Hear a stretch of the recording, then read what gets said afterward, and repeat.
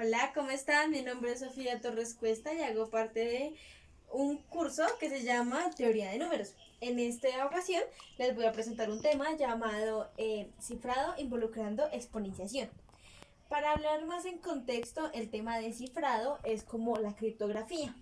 En este caso les voy a explicar así como de manera muy rápida qué es criptografía y para qué se usa. Entonces, la criptografía es una técnica muy antigua, ¿sí? Es una de las más antiguas que se utilizan para proteger información.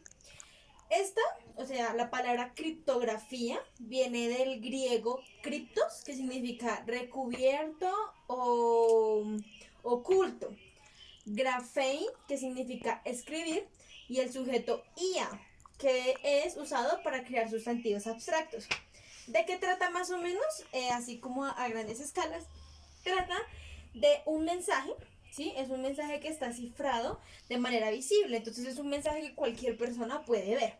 Sin embargo, el mensaje, hay un mensaje oculto detrás de ese mensaje visible, pero este mensaje que está oculto solamente lo puede como desencriptar el emisor y el receptor, porque son estos dos quienes tienen como la clave para poder conocer más a fondo y poder saber qué es realmente el mensaje que hay detrás. Esto tiene muchas aplicaciones desde las antigüedades, pero ya vamos a ver más. Bueno, ahora les voy a hablar un poco de historia acerca de la criptografía. Bueno, esta, como les mencionaba anteriormente, es una técnica antigua, ¿sí? Que se usa, es casi tan antigua como la escritura. Eh, Uno de los ejemplos sobre su uso se ve en la historia de la máquina Enigma, que fue usada por los nazis. Bueno, episodio que sucede durante la Segunda Guerra Mundial, y ellos lo utilizaban para cifrar mensajes en frente de batalla. Eh, en 1948 se crearon las bases de la criptografía informática, que se establecen los artículos A Mathematical Theory of Computation, y en 1949 fue en Communication Theory of Secrecy Systems. Ambos fueron publicados por Claude Shannon. New Directions of Cryptography fue desarrollado por Whitfield Diffie y Martin Hellman en 1976, y este estableció el concepto de criptografía de clave pública. Digamos que esto lo voy a abordar un poquito más más adelante. La consolidación de la criptografía llegó en 1977 con la publicación del algoritmo RSA, desarrollada por los matemáticos Ron Rivets, Adi Schirmer y Len Adleman. Esto es como hablando así como a grandes rasgos acerca de la historia, porque realmente han sucedido muchos episodios, se han usado en muchas cosas, ¿sí? Y es como lo más destacado, lo más importante, o que para mí fue lo más importante que encontré acerca de la historia. Sin embargo, podemos abordar más y podemos encontrar muchísimas más cosas. A mencionar otra cosa, y es que existen tres tipos de criptografía. Bueno, como ya lo había mencionado, la criptografía tiene tres tipos, ¿sí? Entonces voy a empezar con la simétrica. Esta se ha empleado desde los inicios de la historia, o sea, lo que les digo, desde hace muchísimo tiempo. Y es utilizada para llevarla a cabo y poder cifrar y descifrar un mensaje, que era lo que les decía cuando les hablaba sobre qué era criptografía. Se emplea una única clave que tanto el emisor como el receptor deben conocer previamente. Eso fue lo que yo les mencioné antes.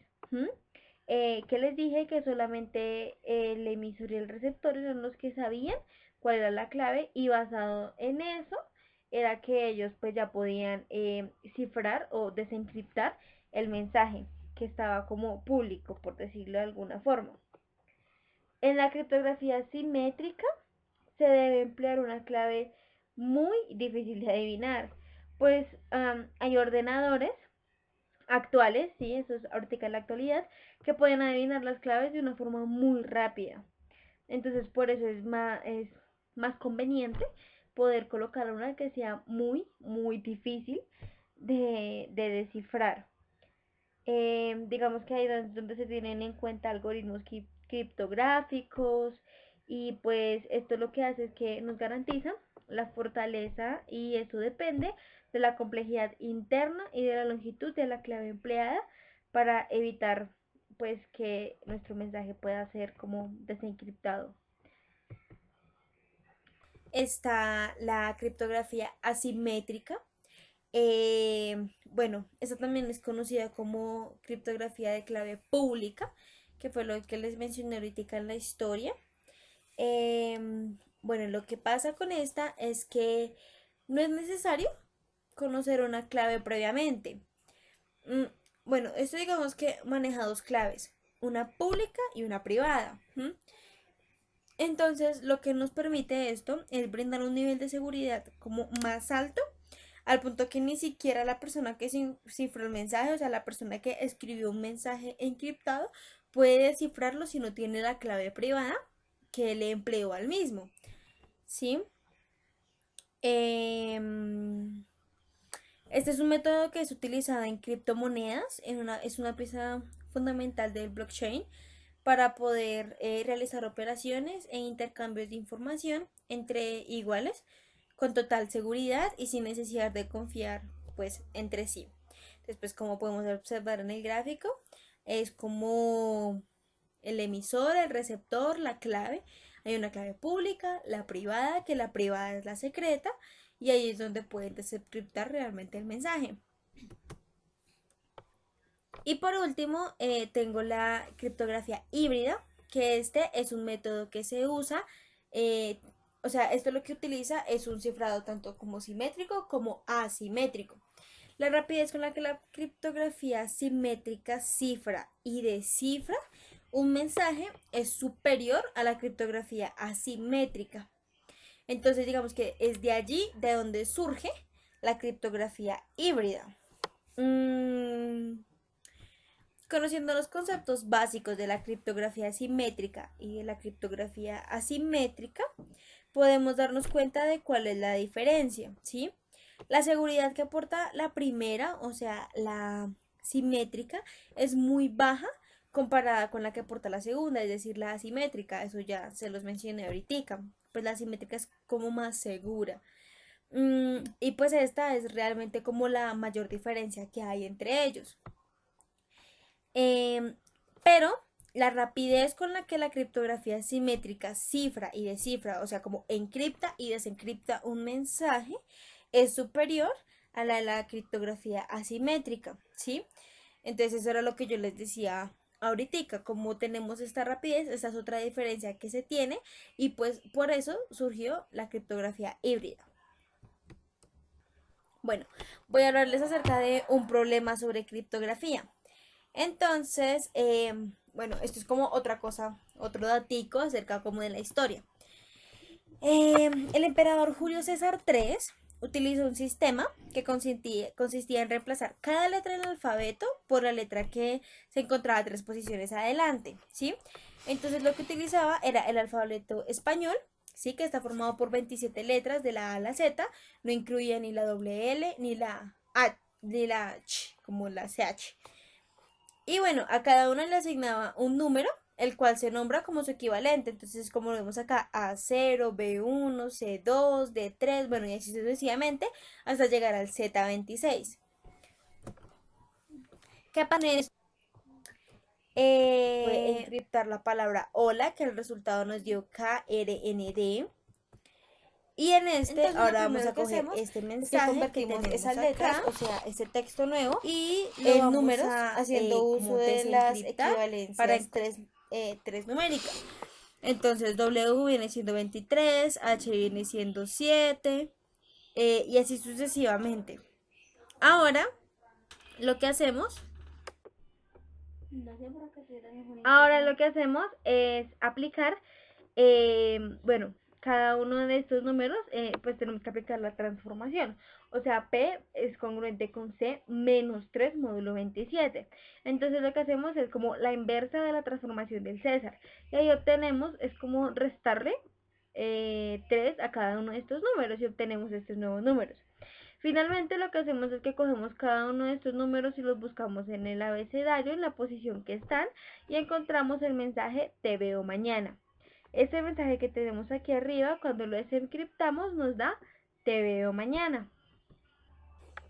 Bueno, ahora voy a como hablar en sí de lo que consiste mi trabajo, que es el desarrollo del capítulo 6 por medio de secciones, ¿sí? Entonces tenemos este capítulo y está dividido en secciones.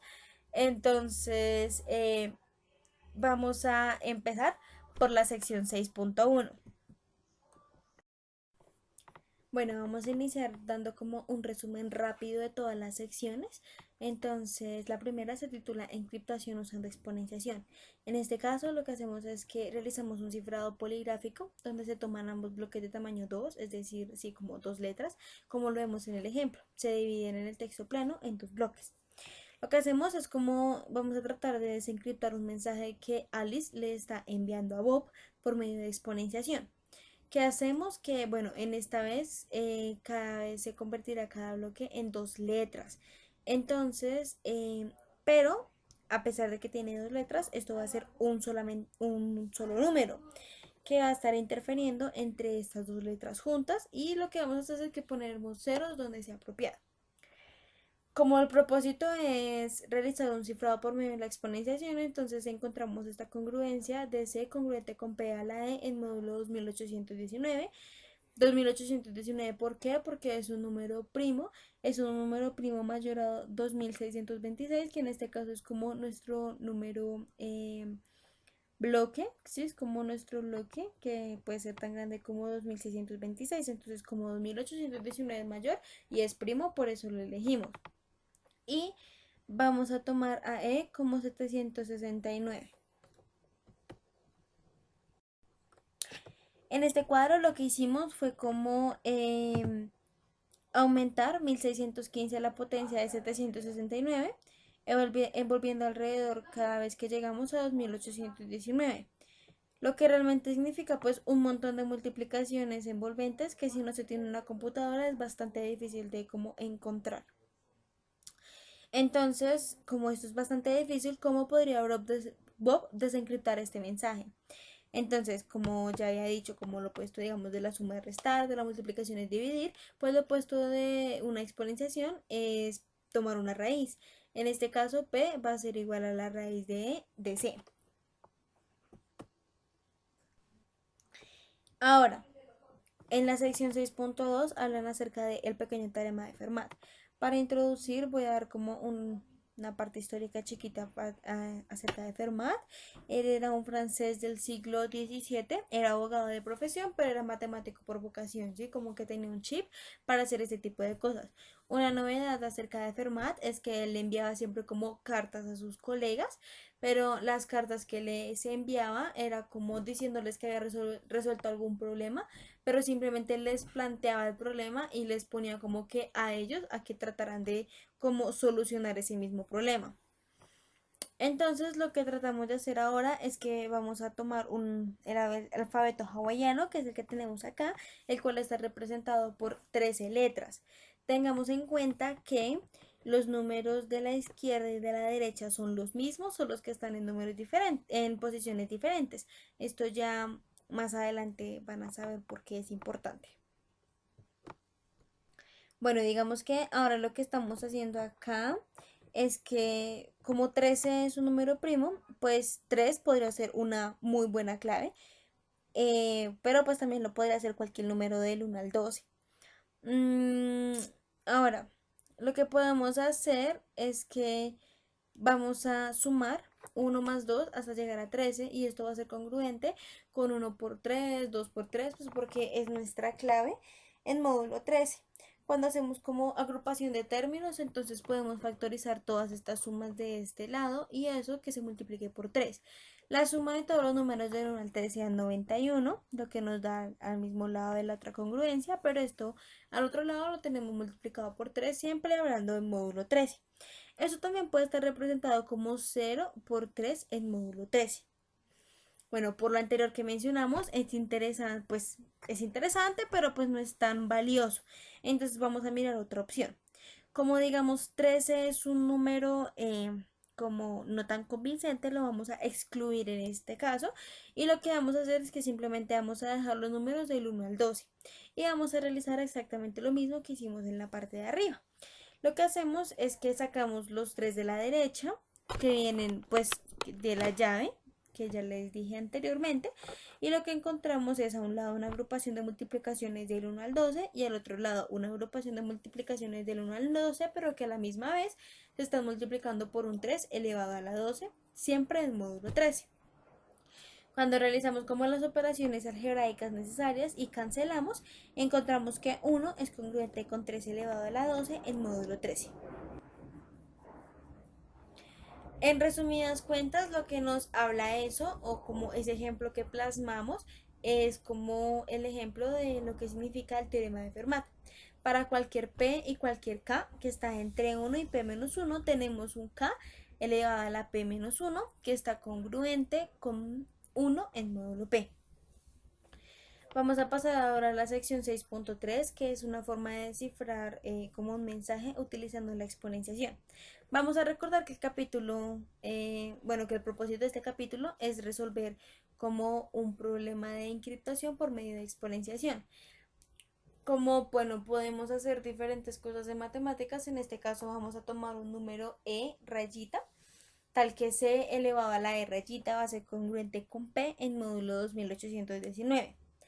Como C es congruente con P a la E en módulo 2819, que fue lo que ya plasmamos anteriormente, pues esto es lo mismo que decir P a la E elevado a la E rayita es congruente con P en módulo 2819. Luego utilizamos las leyes de los exponentes y si resaltamos lo que vimos anteriormente acerca del pequeño teorema de Fermat, lo que dice es que P elevado a los 2218 es congruente con 1 en módulo 2819. Pero también podemos escribir esto como P elevado a la 2818 es congruente con P elevado a la 0 en módulo 2819. Esto pues por las propiedades de exponenciación. Lo que hacemos ahora es que vamos a buscar un número de rayita que es el inverso del módulo E en 2818, que era lo que teníamos. Esto lo vamos a hacer por medio del algoritmo euclidiano. Lo que hacemos es que tenemos el número 2818, que es igual a 769 por 3 más 511. 511 es representado de otra forma y rescatamos el 769. Ahí vemos como el patrón que se está manejando hasta que llegamos al punto de que 3 es igual a 2 por 1 más 1. Y 1 es igual a 3 menos 2 por 1. En este caso tenemos que 1 es igual a 2818 por 307 más 769 por menos 1125. Esto en módulo 18 es congruente con 769 por 1693 en módulo 2818. Lo que nos quiere decir esto es que el inverso de 769 en módulo 2818 es 1693. Y entonces aquí obtenemos nuestro primer bloque en el texto plano.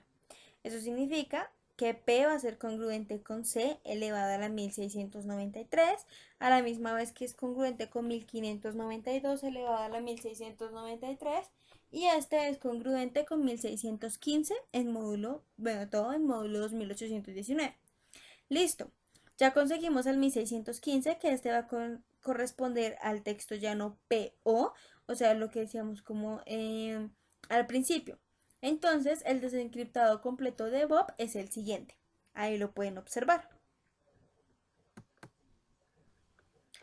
En resumidas cuentas, lo que hallamos anteriormente es que Alice puede encriptar el mensaje utilizando una fórmula de C congruente con P a la E en módulo P, y Bob va a desencriptar ese mismo mensaje utilizando la fórmula P es congruente con C a la D en módulo P.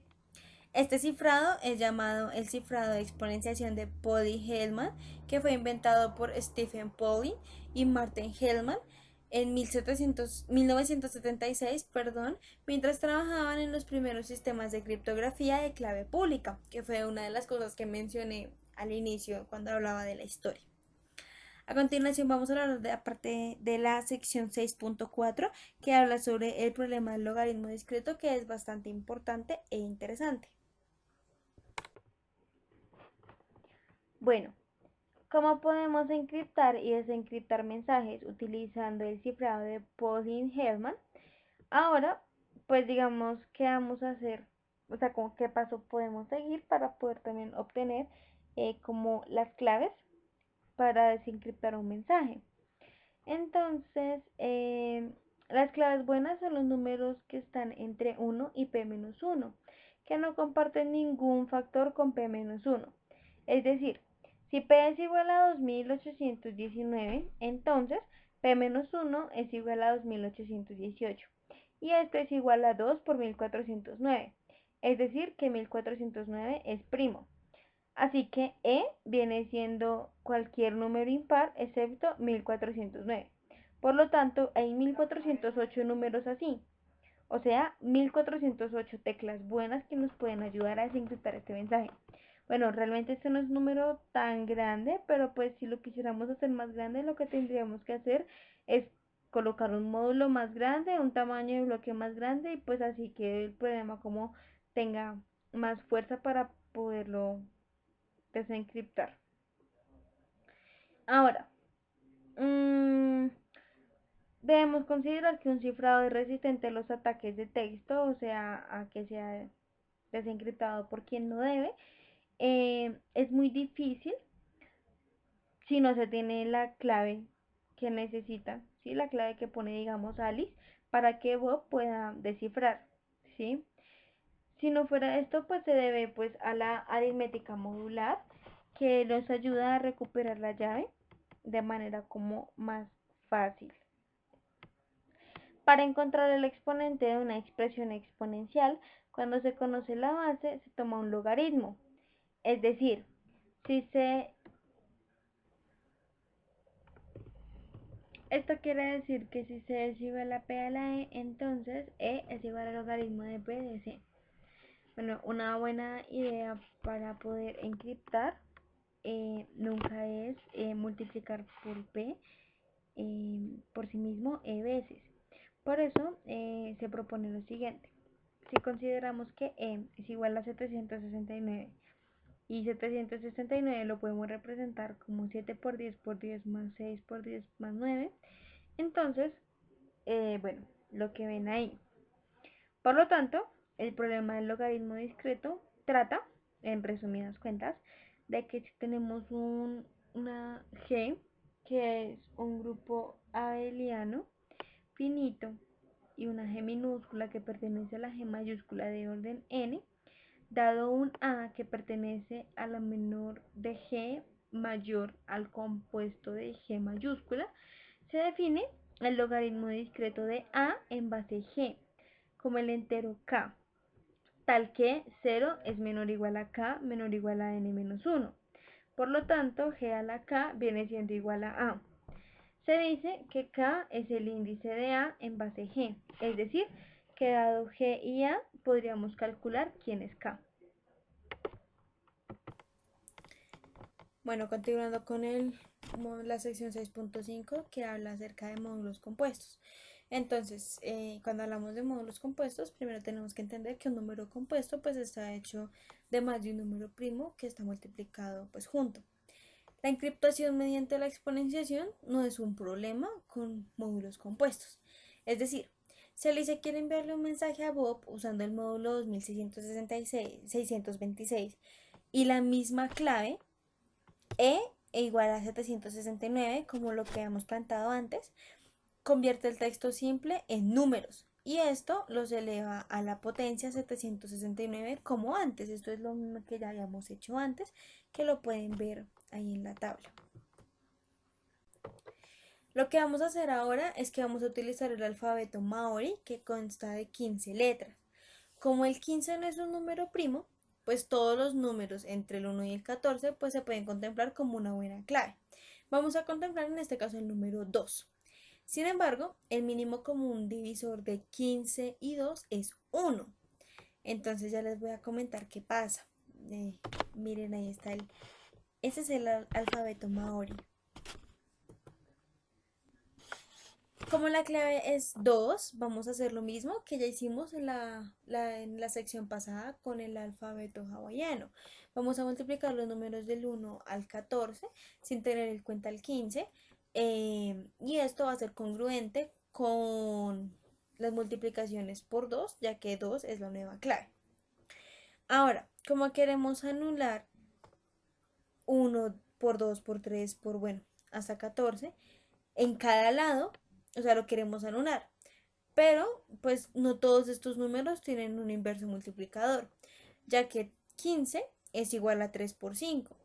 Entonces necesitaríamos empezar de nuevo y lo que vamos a hacer es que vamos a excluir todos los números que son múltiplos de 3 o que son múltiplos de 5 o que son múltiplos de ambos, es decir, que son múltiplos de 15. Entonces obtenemos este nuevo alfabeto. Si intentamos multiplicar las columnas de nuevo, lo que vamos a obtener es lo que ven ahí. Y entonces en este caso ya se podría cancelar las multiplicaciones respectivas. Por ejemplo, si multiplicamos por el inverso de cada uno de ellos, pues lo que obtenemos al final es que 1 va a ser congruente con 2 a la 8 y módulo 15, luego de hacer la respectiva algebrita en la simplificación de las multiplicaciones después de agrupar términos. Bueno, ahora continuando con la sección 6.6, que es la función Euler-Pi, lo que vamos a hacer es que vamos a explicar por qué en el ejemplo anterior teníamos un 8, o sea, por qué era 2 elevado a la 8. Lo primero que vamos a hacer es que vamos a enlistar los números del 1 al 15.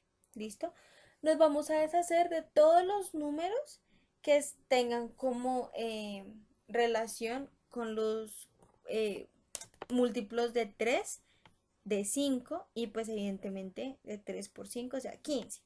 En otras palabras, nos van a quedar solamente 8 números.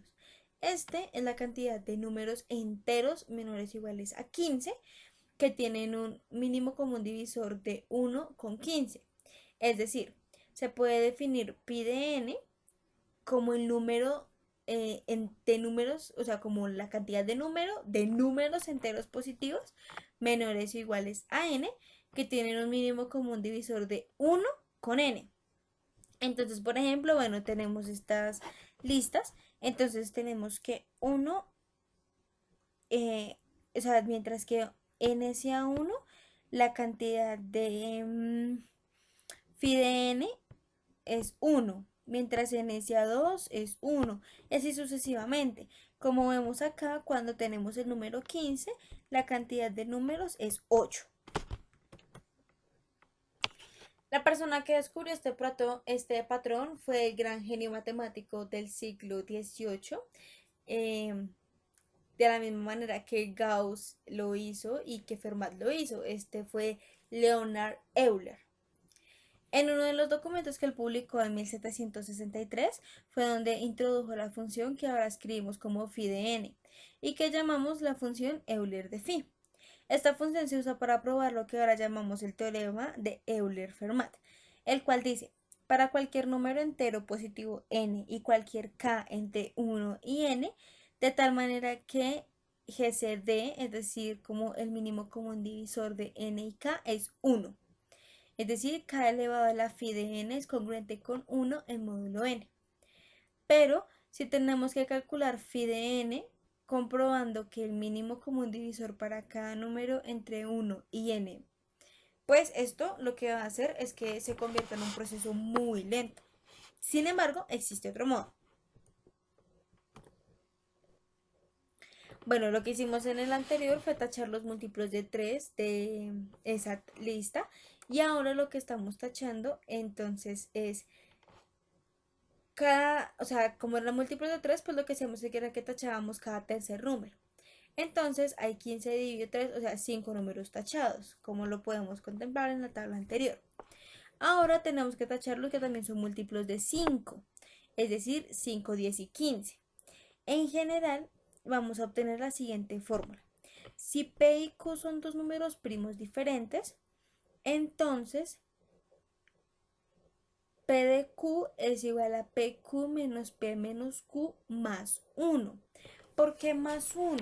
Porque cuando en la tabla anterior lo que hicimos fue tachar los múltiplos de 3, es decir, que tachamos el 15. Y ahora que tachamos los múltiplos de 5, volvimos a tachar el 15, es decir, que tachamos el 15 dos veces. Como lo tachamos dos veces, al final tenemos que volver a agregarlo. Es por eso que tenemos más 1. Ahora, si reorganizamos esta ecuación o esta fórmula, lo que vamos a obtener es lo que ven ahí. Entonces, si retomamos al primer ejercicio que teníamos, donde n es igual a 2626, 2 por 13 por 101, entonces se tiene que, bueno, ahí lo que pueden ver en esa ecuación. Los números se tachan, pero como se están dando cuenta aquí, como en el ejemplo anterior. Lo que pasa es que hay números que se tachan dos veces, entonces como hay números que se tachan dos veces, hay que volver a añadirlo. Sin embargo, en este caso, el 2626 era múltiplo del 13, del 101 y del 2. Entonces, como era múltiplo, pues se tachó tres veces. Entonces, hay que volverlo a añadir tres veces. Entonces, esto significa que tiene que salir de nuevo. En otras palabras, phi de 2626 es igual a 2626 menos 2 por 13 menos 2 por 101 menos 13 por 101 más 2 más 13 más 101 menos 1 y eso nos da 1200. En general, si P, Q y R son tres números primos diferentes, entonces phi de P, Q y R nos da como esa ecuación o esa fórmula que es la que tenemos que tener en cuenta. Entonces ahí es donde vemos que probablemente puede ser este el patrón para cualquier producto de diferentes números primos. En la sección 6.7 hablamos de el cifrado con módulos compuestos. Entonces, una vez conocemos la función phi de n del teorema de Euler-Fermat, que nos dice, bueno, que p elevado a la phi de n es congruente con 1 congruente con p a la 0 en módulo n. Esto puede ser equivalente a lo que vimos en el pequeño teorema de Fermat en el caso de n igual a 2626, que se tenía que p era igual a 1200 congruente con p a la 0 en módulo 2626. El 1200 fue el número que hallamos anteriormente con la fórmula que encontramos en el teorema de Euler-Fermat. Así que el primer paso que Bob tiene que hacer para poder desencriptar el mensaje es utilizar el algoritmo euclidiano para poder encontrar el inverso de E, que es igual a 769 en un módulo 1200. Entonces ahí lo que realizan es como la algebrita para poder encontrarlo. Ahí se las dejo para que la detallen. Finalmente, entonces obtenemos, esto es algo muy similar a lo que ya les había mostrado en una sección anterior. Entonces vamos a obtener que 1 es congruente con 769 por 529 en módulo 1200. El exponente de desencriptación de D es D, o sea, 529. Entonces la desencriptación va como en las tablas siguientes lo muestran. Entonces así es como vamos construyendo la tabla para que Bob pueda encontrar el mensaje. Encontramos una mini sección de esta sección que se llama barra lateral 6.1. Esta nos dice que si suponemos que n es igual a 12, que esto se puede escribir como 2 a la 2 por 3, entonces tenemos, bueno, la lista de los números del 1 al 12, vamos a tachar los múltiplos, entonces los múltiplos de 2, luego tachamos los múltiplos de 3, y entonces tenemos que phi de n es igual a 12 menos 6, que fueron los primeros números que tachamos, menos 4 más 2. ¿Por qué más 2? Por lo que hay los que yo les mencionaba. Hay unos números que se tachan dos veces. Entonces, esto va a ser igual a 4. En general, tenemos la siguiente fórmula. Si P y Q son números primos diferentes, entonces phi de P a la Q a la B es igual a P a la A por Q a la B menos P a la A por Q a la B sobre P menos P a la A por Q a la B sobre Q menos P a la A por Q sobre B, Q a la B sobre PQ. Cuando reorganizamos esta fórmula y lo ponemos como de una manera más común, obtenemos P a la A menos P a la A menos 1 por Q a la B menos Q a la B menos 1. Si n es igual a P a la B por Q a la B por R a la C, entonces tenemos un producto que contiene tres primos diferentes. Entonces ahí como que lo reemplazamos en la fórmula que están viendo ahí abajo, guiándonos con lo que hicimos anteriormente. Y esto puede suceder infinidad de veces. Ahora vamos a mostrar un ejemplo para que quede mucho más claro. Si n es igual a 3000, que eso se puede representar como 2 a la 3 por 3 por 5 a la 3, entonces, bueno, vamos a reemplazarlo. Entonces, 2 a la 3 menos 2 a la 2 por 3 menos 1 por 5 a la 3 menos 5 a la 2, esto nos da 800. Eso fue lo que hicimos guiándonos de las fórmulas anteriores que encontramos en este problema. Alex puede encriptar un mensaje con E igual a 769 y con N igual a 3000, que es en este caso nuestro ejemplo. Y entonces, ¿cómo quedaría la tabla de encriptación? Como la podemos ver ahí. Bueno, ahora, si Bob utiliza el algoritmo euclidiano, va a encontrar que el inverso de 769 en módulo 800 es 129. Entonces, lo que va a hacer es intentar descifrar como el mensaje utilizando una D igual a 129. Entonces, recordando el teorema de Euler-Fermat, este pues no garantiza que el descifrado funcione correctamente a menos que el mínimo común divisor de P y N sea 1. Entonces, dos de los bloques están bien, vienen, o sea, tienen el 513 y este tiene como mínimo común divisor 1 y 3000 y el 1824 que tiene el 24 que es igual a 23 por 3 con 3000. Sin embargo, pues bueno, esto funciona de todos modos, aunque la mayoría de los bloques vienen con letras o números incorrectos que no corresponden a las letras en absoluto. Puede que esperes que reducir los números individuales de 2 en dígitos del módulo 26 ayude, pero pues esto no es así. El sistema funcionaba correctamente y Bob obtendría los números pues con los que Alice comenzó. Sin embargo, la fórmula de phi de n, aunque es bastante útil, no sirve más en otras situaciones, pero al momento de mezclarla con el cifrado de Paul y Hellman, pues deja de ser como tan útil. En la sección 6.8 se titula Mirando hacia adelante. Realmente lo que hacen es como una conclusión de todo lo que se vio. Entonces, bueno, ahí están para que las lean.